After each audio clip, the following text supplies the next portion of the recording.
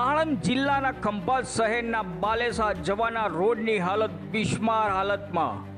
ખંભાત શહેરમાં અતિ પ્રાચીન નાણેશ્વર તળાવનું બ્યુટિફિકેશન માટે 1.5 વર્ષ પહેલા ખાતમુહૂર્ત કરવામાં આવ્યું હતું।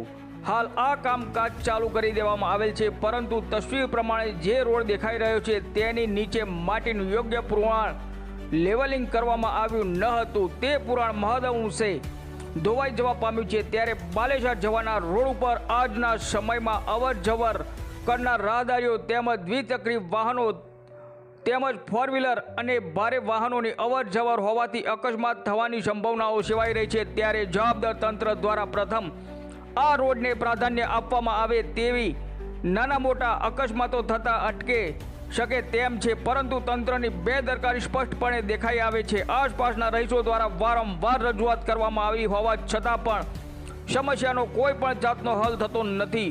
તો શું ખંભાત નગરપાલિકા કોઈ મોટા અકસ્માતની રાહ જોઈ રહ્યું છે કે શું? હાલ તો કહેવાય છે કે અમદાવાદ તરફ જવાના માર્ગે નાણેશ્વર તળાવના રોડ ઉપરથી સીધા જ હાઈવે ઉપર નીકળી જવાય છે। ત્યારે શું જવાબદાર તંત્ર વાહકો દ્વારા ઝડપી રાહે રોડનું કામ પૂરું કરશે તેવી લોક માંગ ઉઠવા પામી છે। રિપોર્ટર અશ્વિન ખત્રી, ખંભાત।